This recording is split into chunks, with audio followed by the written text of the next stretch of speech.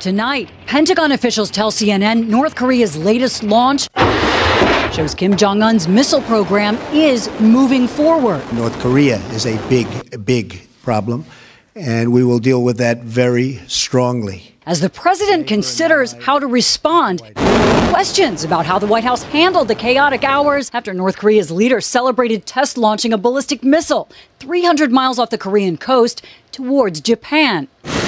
It happened Saturday night, just as President Trump, the Japanese prime minister, their wives and aides were settling into an opulent dinner at Trump's Mar-a-Lago resort in Florida. In full view of members and guests of the swanky club, a flurry of activity at Trump's dinner table. One diner posted it to Facebook. Holy moly! Fascinating. Guests at the dinner describing to CNN the president making phone calls, talking with aides, reading documents with Prime Minister Abe, aides using cell phones to help them see in the candlelight, a potential security issue.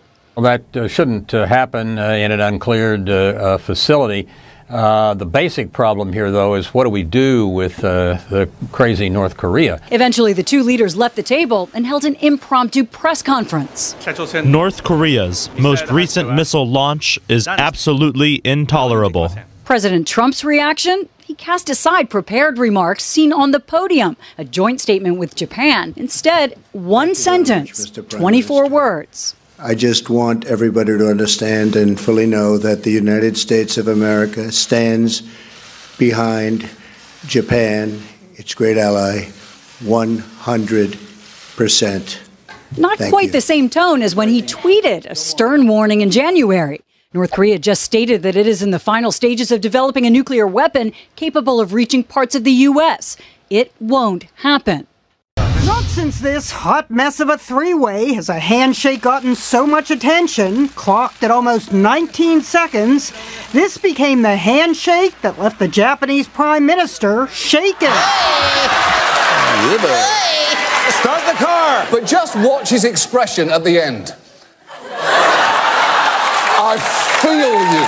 For a guy who once called the handshake barbaric, I'm also very much of a germaphobe. Donald Trump has been risking germs galore with his over-the-top handshakes, many of which include a yank, be it his Supreme Court nominee or his VP.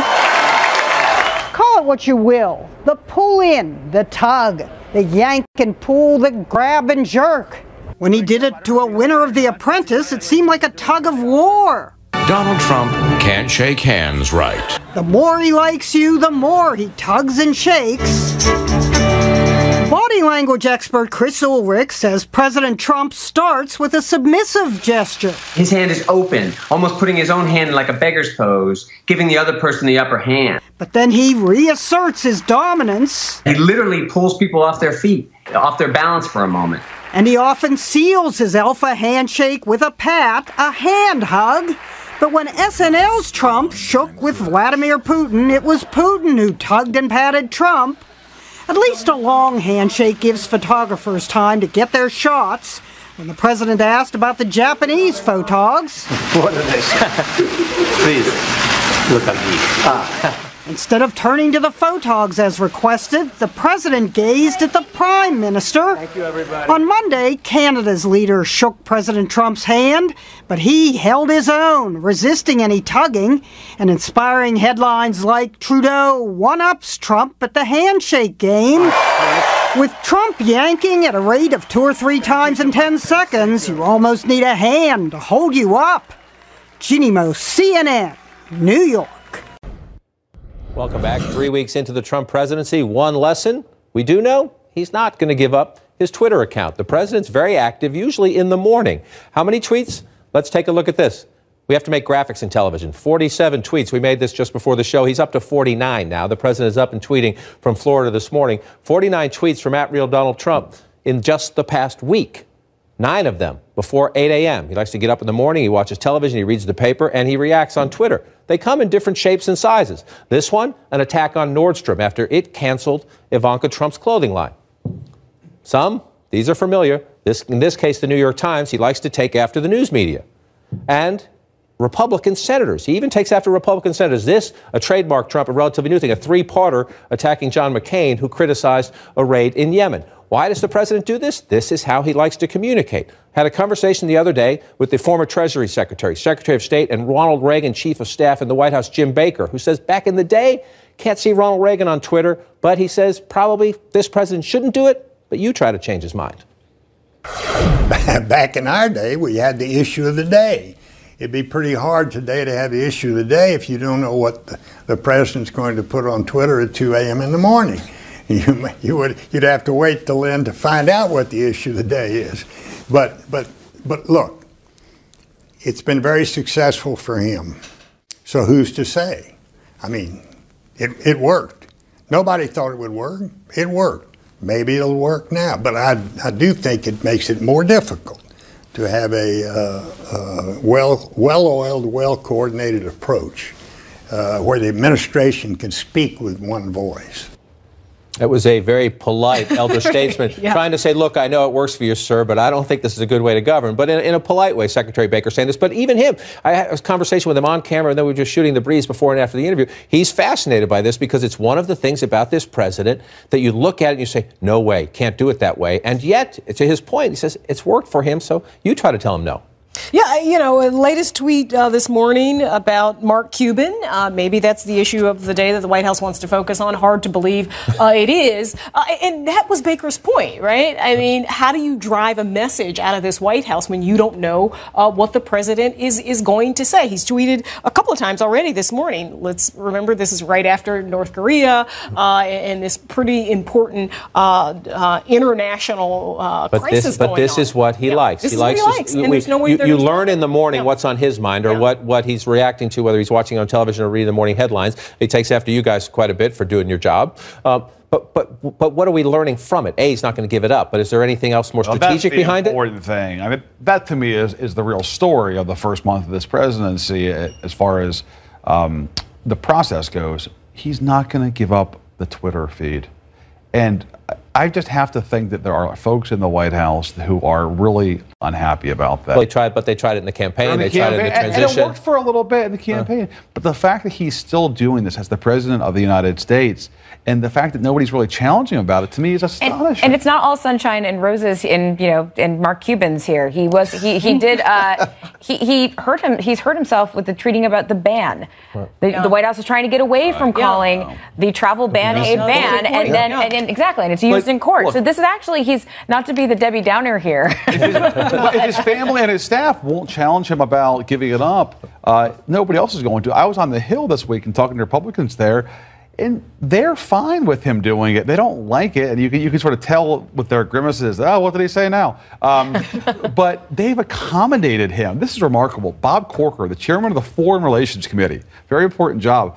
He told me that he now gets a printout every morning of whatever the president tweeted overnight. Wow.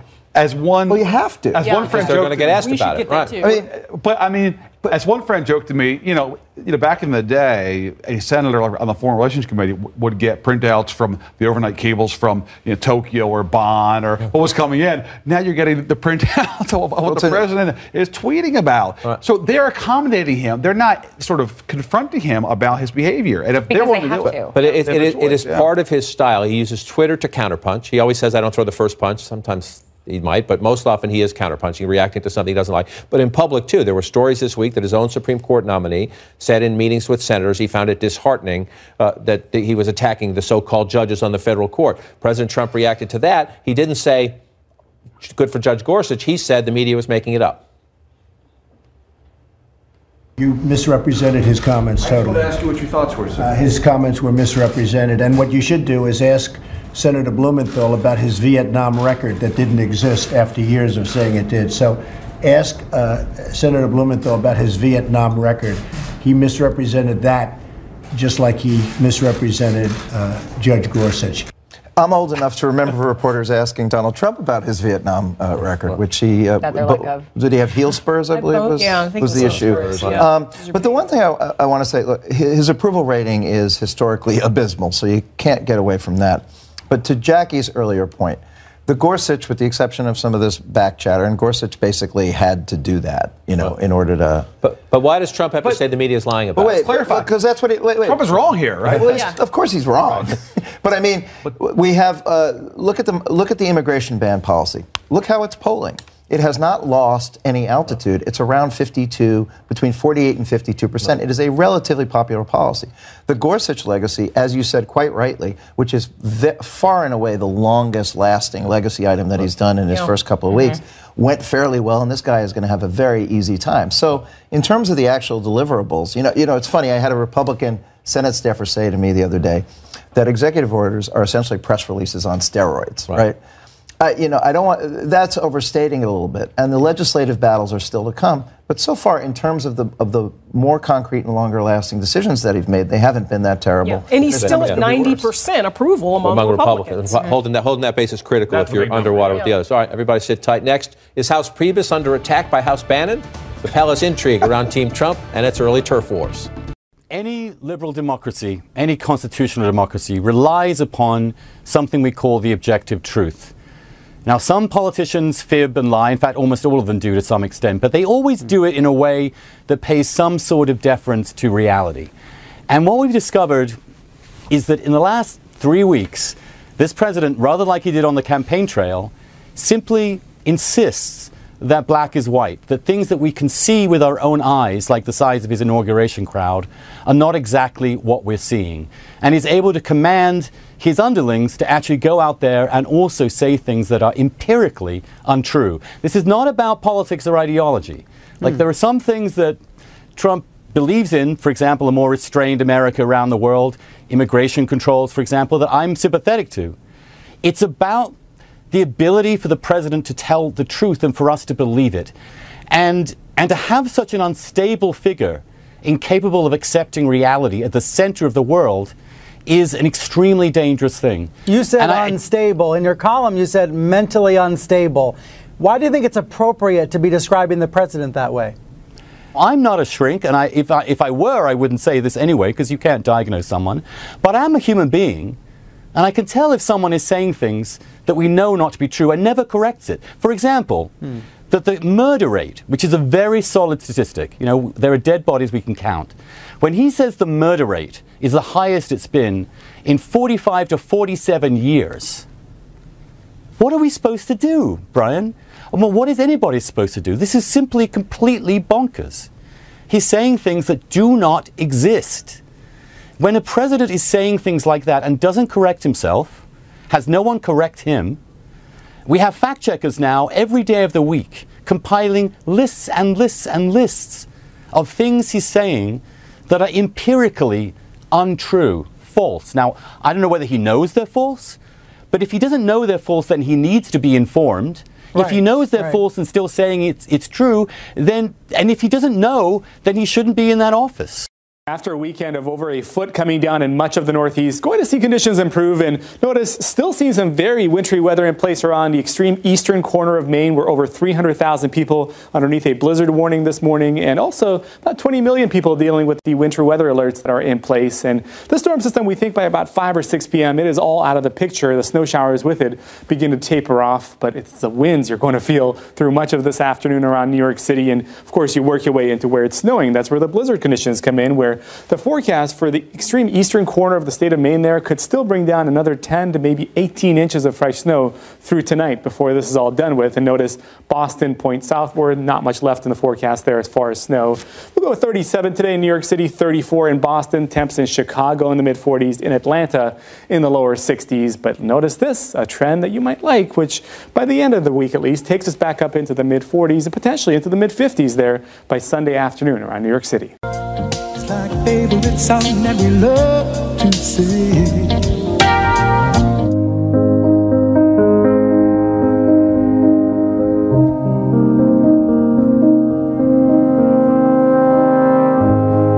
I've been influenced by many things in my music life, and they kind of work their way inside of me, and when I'm performing, it comes out.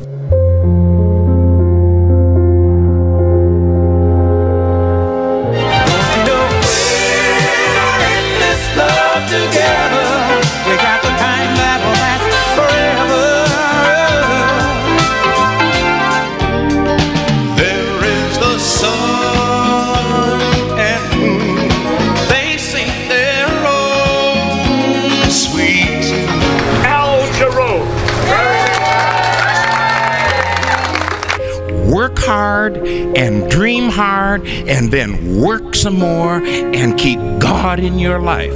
You be all right.